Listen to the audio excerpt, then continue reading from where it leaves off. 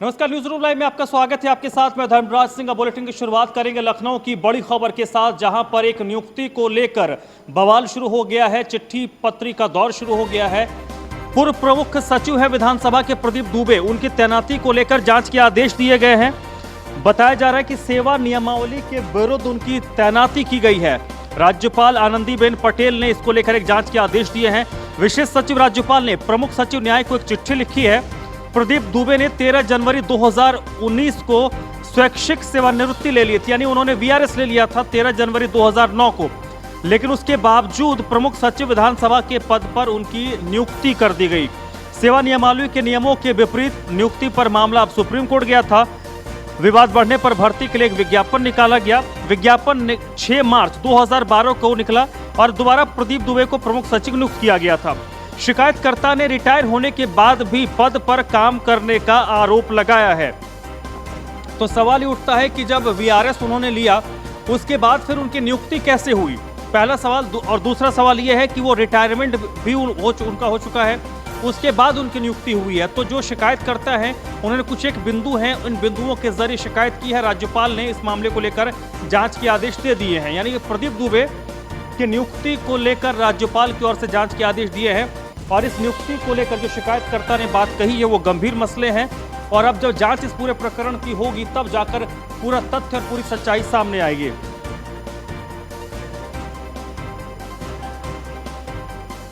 तो लखनऊ से बड़ी खबर है। पूर्व प्रमुख सचिव विधानसभा प्रदीप दुबे की तैनाती को लेकर अब जांच के आदेश दिए गए हैं।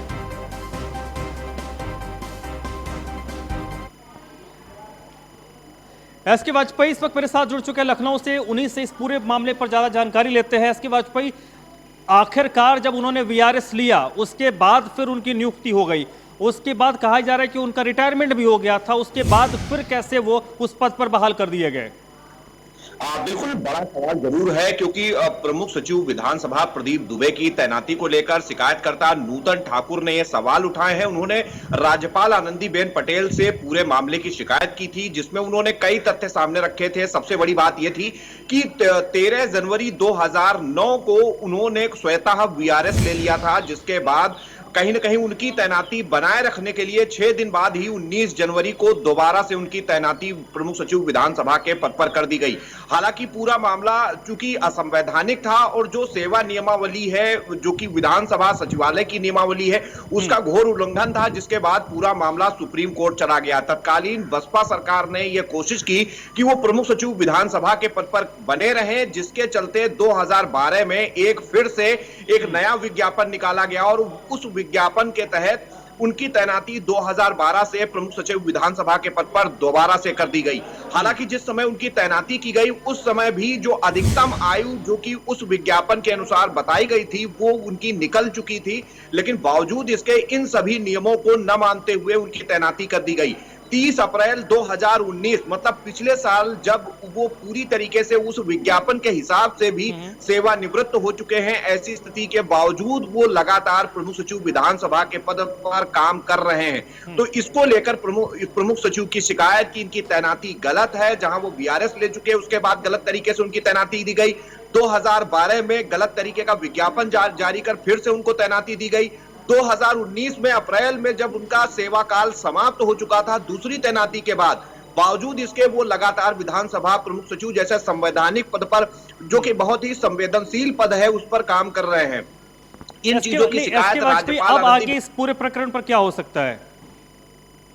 अगर हम देखें तो राज्यपाल आनंदीबेन पटेल ने पूरे मामले का संज्ञान ले लिया है। जो सचिव राज्यपाल हैं, उन्होंने प्रमुख सचिव न्याय को पत्र लिखा है और पत्र में साफ शब्दों में कहा गया है कि प्रमुख सचिव विधानसभा प्रदीप दुबे की तैनाती के पूरे प्रकरण की शुरू से जांच होनी चाहिए और जांच के बाद जो आवश्यक कार्रवाई है वो कर हमें बताएं। तो निश्चित है कि अब प्रमुख सचिव विधानसभा की तैनाती पर जब सवाल धमकाया है और बाकायदा इसका एक ऑडियो भी वायरल हो रहा है, और इस ऑडियो में ये कहते हुए जो जुगल किशोर हैं वो सुनाई पड़ रहे हैं कि आगे हम तुमको देख रहे हैं। लेकिन सबसे बड़ी बात कि इस ऑडियो की हम पुष्टि नहीं करते हैं, न्यूज़ वन इंडिया इस ऑडियो की पुष्टि नहीं करते हैं, लेकिन जो शिकायत करता है उसने भी ऑन रिकॉर्ड आकर कहा है कि उनको धमकाया गया है। क्या कुछ ऑडियो में है, सुनवाते हैं आपको। गोविंद, तुम बैठना नहीं, तुमको कसम है, ठीक है? तुम लड़ना जरूर। और लड़के तुम दिखा देना तब हमें बताना, तुम पर्चा तक भर लेना तब हमको बताना, और तुम खूब पूरी ताकत लगा देना, पूरी दुनिया भर के नेतन बनाना, सबका बना ले, खूब लड़ ले। नेता भैया हमें तो है नहीं कोई। नहीं तुम जहिका बनाए बा गुंडे डकैती जितनी करी बा खूब कर ले हो, फिर देखी तुम कैसे पर्चा भरते हो। अच्छा हाँ ठीक है। अब ठीक है, आप लोग जो कुछ कहा तो ठीक सुनी था ना उनका। हाँ हाँ सुन लो। अब तुमका हम अभी तक तो तुम्हारे बड़े प्यार से बात करी रहन, हमें तुमका 4 साल तुम कोटा करावत रहे, हमारे पर नक्शेबाजी कर रहे हो। हमारे पैसा से नहीं ऐश करो, हमारे पैसा पे चुनाव लड़े जा रहे हो, लड़के दिखाओ। प्रत्याशी गोविंद प्रसाद मदारीपुर मजरा ग्राम सभा भिरावाघाट का प्रधानी पद का चुनाव लड़ रहा हूँ। देर रात को शाम को फ़ोन आया, उसमें जुगनू किशोर ने हमको हड़काया क्योंकि हमारे भाई लड़ रहे हैं, आप उनको निर्भय होने दो। तो हमने कहा हम लोग निर्भय नहीं होने देंगे, हम साथ में लड़ेंगे। तो इन्होंने धमका बहुत ज़्यादा कहा, तुम लोग पर्चा वर्चा निरस्त करा देंगे, ये सब उन्होंने जुगनू किशोर ने कहा है।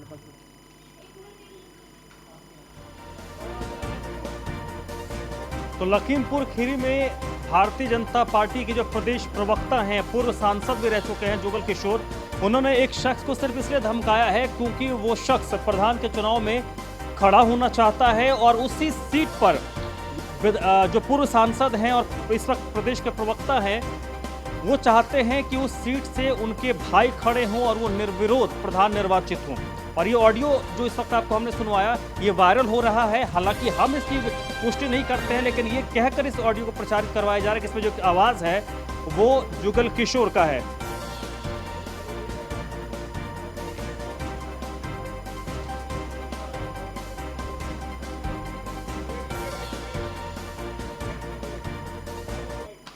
अगली खबर अंबेडकर नगर से है, जहां पर एक सीईओ का वीडियो वायरल हो रहा है। रुक्मणी जो बीटी की सीईओ हैं, उन्होंने एक युवक को थप्पड़ मारा है, उसका वीडियो वायरल हो रहा है। सीईओ बीटी है रुक्मणी वर्मा, जिनकी दबंगई का एक वीडियो वायरल हो रहा है। इस वीडियो में एक युवक को थप्पड़ मारते हुए सीईओ बीटी रुक्मणी वर्मा नजर आ रही हैं। युवक को थप्पड़ जड़ा है और ये तस्वीरें इस वक्त आपको दिखा रहे हैं। हालांकि कुछ लोग प्रदर्शन कर रहे थे और सीईओ उन लोगों को हड़का रही थी। हत्या आरोपियों की मांग को लेकर लोगों ने प्रदर्शन किया था, लोगों ने जाम कर दिया था। लेकिन जब सीईओ वहां पर पहुंची तो सीईओ को इस बात को लेकर गुस्सा आया, वो नागवार उनको गुजरा कि कैसे लोगों ने सड़क जाम कर दिया। हालांकि हत्या जैसी घटना जब होती है तो आम लोगों में एक रोष होता है, वो सड़क जाम करते हैं। और सीईओ स्तर के अधिकारियों को ऐसे मामलों पर थोड़ा संवेदनशीलता दिखाने की ज़रूरत होती है। ऐसे लोगों को बहुत कूल एंड काम होकर हैंडल किया जाता है, क्योंकि एक हत्या हुआ रहता है तो लोगों में रोष रहता है। लेकिन यहाँ पर खुद अपना संतुलन सीईओ भीटी ने खोया और देखे कैसे वो युवक को थप्पड़ मार रही है।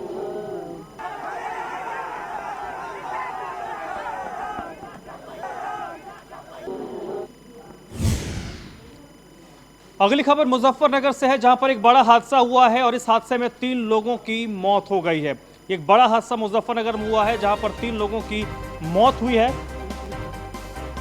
2 पुलिसकर्मियों की हालत गंभीर बताई जा रही है। मुजफ्फरनगर में जो ये हादसा हुआ है, इसमें 3 पुलिसकर्मियों की मौत हुई है, 2 पुलिसकर्मी घायल हुए हैं और घायलों को मेरठ रेफर किया गया है। बड़ी खबर है मुजफ्फरनगर से, जहां पर एक हादसे में 5 पुलिसकर्मी शहर, जिनमें 3 पुलिसकर्मियों की मौत हो गई है, 2 पुलिसकर्मियों की हालत गंभीर रूप बताई जा रही है और जो घायल हैं उनको मेरठ रेफर किया गया है।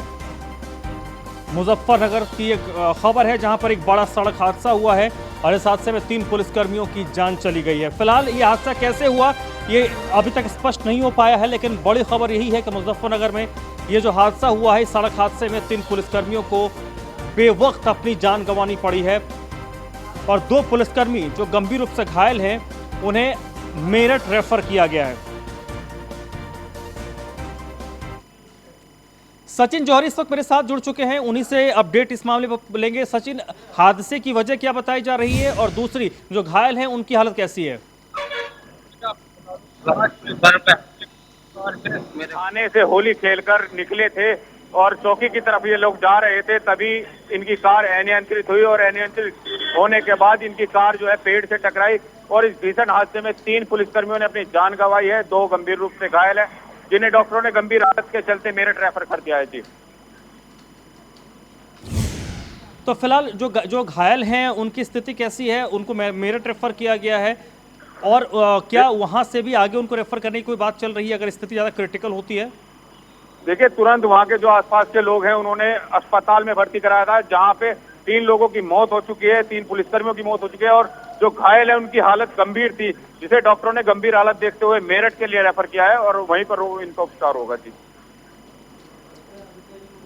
और जो मृतक है उनके बारे में क्या जानकारी है? कौन लोग हैं? कुछ अपडेट उनके बारे में?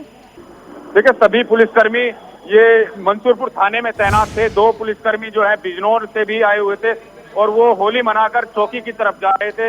इनमें जो 3 लोग मरे हैं, 2 पुलिसकर्मी जो है मंसूरपुर थाने में तैनात थे, एक बिजनौर में तैनात बताया जा रहा है और जो 2 घायल हैं उनमें से भी एक मंसूरपुर थाने में तैनात है पुलिसकर्मी और दूसरा बिजनौर थाने से है। जी।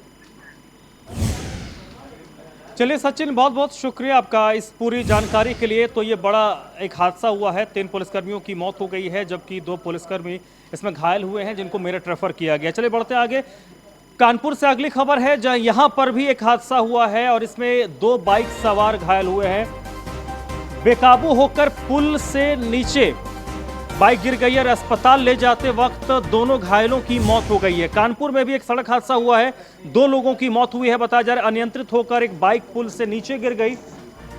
कानपुर के मूसानगर थाना क्षेत्र के चपरघट्टा पुल का यह मामला बताया जा रहा है जहां पर इस हादसा हुआ है। 2 युवक इसमें घायल हुए थे जिनको अस्पताल जब ले जाया गया उसके बाद उनकी मौत हो गई है, रास्ते में उनकी मौत हुई है। एक दर्दनाक हादसा हुआ है क्योंकि बताया जा रहा है कि पुल के नीचे इनकी बाइक गिर गई थी और तत्काल उनको अस्पताल ले जाया गया, लेकिन रास्ते में ही दोनों घायलों ने दम तोड़ दिया है। कानपुर देहात के मूसानगर थाना क्षेत्र के चपरघट्टा पुल पर यह हादसा हुआ है। अनियंत्रित होकर यह बाइक नीचे गिर गई, 2 युवक इसमें घायल हुए, उसके बाद उनको अस्पताल लेकर जाया गया, लेकिन रास्ते में ही दोनों ने दम तोड़ दिया है। यानी इस हादसे में भी 2 लोगों को अपनी जान गंवानी पड़ी है।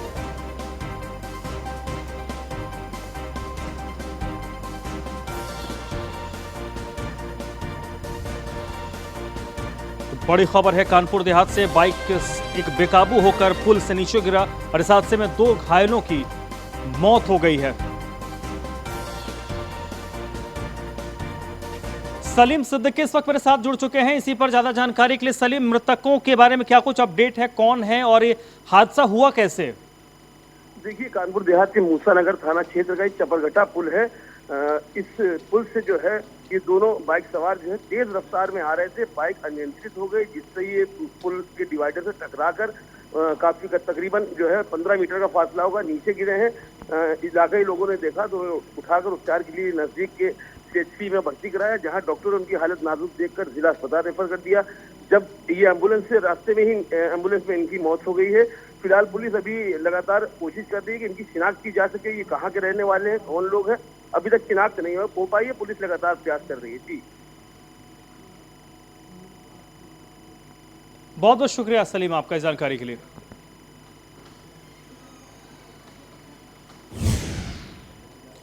चलिए बढ़ते आगे, अगली खबर बुलंदशहर से है जहां पर एक हादसा हुआ है, एक लाइनमैन की इस हादसे में मौत हो गई है।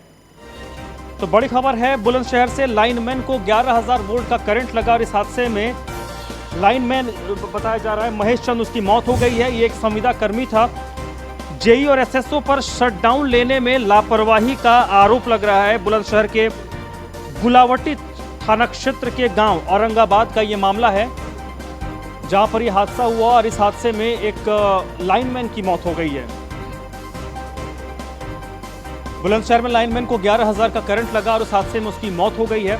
बताया जा रहा है कि इस पूरे प्रकरण में जेई और SSO जो है उनके बारे में कहा जा रहा है कि शटडाउन लेने में लापरवाही बरती गई और इसी के कारण जो लाइनमैन है वो 11,000 वोल्ट के चपेट में आया और इस हादसे में उसकी मौत हो गई है। वो संविदा कर्मी था, महेश चंद उसका नाम बताया जा रहा है जिसकी इस हादसे में मौत हुई है।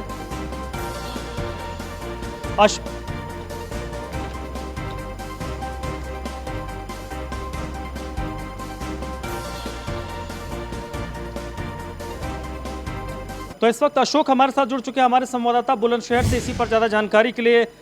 अशोक, जिस एक बड़ा कॉमन बात है कि जब कोई भी संविदा कर्मी हो या लाइनमैन हो, जब फॉल्ट ठीक करता है तो शटडाउन लिया जाता है।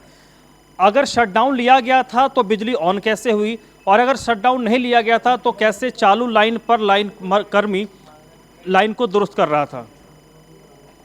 बिल्कुल, आपको बताएं कि ये पूरा मामला जिला बिलाईसर के गुलाटी थाना क्षेत्र के गांव औरंगाबाद का मामला है, जहां पर एक संविदा कर्मचारी सोनाटा बिजली क्षेत्र के अंतर्गत औरंगाबाद में गया था, जहां पर 11,000 का केवी का एचडी लाइन टच होने से उसकी तत्काल में मौत होगी। साफ साफ देख सकते हैं ये गैर इरादन हत्या नहीं है, ये हत्या का आरोप जो है बिल्कुल हत्या करी गई है, क्योंकि जब एसओजी को मालूम था कि संविदा कर्मचारी वहां पर बिजली ठीक करने गया था, ये लाइन क्यों तोड़ गई, सवाल और निशान इसलिए खड़े हो जाते हैं। दोनों पर ही और एसओजी पर मुकदमा दर्ज कर पुलिस ने इनके खिलाफ कानूनी कार्रवाई करने का दावा कर रही है, दबिश डाल रही है, परंतु दोनों ही ये जो अधिकारी हैं मौके से फरार चल रहे हैं। परिवार में बहुत मच गया है, परिवार में साफ साफ आरोप लगाए हैं कि दोनों हत्या करी है और गैर इरादे हत्या में मुकदमा दर्ज हुआ। 304 आईपीसी धारा पर मुकदमा दर्ज किया गया, परंतु परिवार ने साफ साफ कहना है कि यही हत्या की गई है। अन्य मांगों को लेकर बिजली घर के सामने उन्होंने प्रदर्शन किया, वहां पर एसडीएम पहुंचे, तमाम अधिकारी सीनियर अधिकारी पहुंचे, शांति उनको कर वहां से काम खोला दिया गया, परंतु जो 2 अधिकारियों के खिलाफ मुकदमा दर्ज हुआ उनकी जांच की जा रही है। जल्द से जल्द सख्त से सख्त कार्रवाई की जाएगी, जल्दी ही उनको गिरफ्तार करने का पुलिस दावा कर रही थी। अशोक, बहुत बहुत शुक्रिया आपका। तो इस हादसे में बुलंदशहर में एक लाइनमैन की मौत हो गई है और ये दर्दनाक हादसा हुआ, और इस हादसे में लापरवाही की बात भी सामने आ रही है। तो फिलहाल न्यूज़ रूम लाइव में आज बस इतना ही।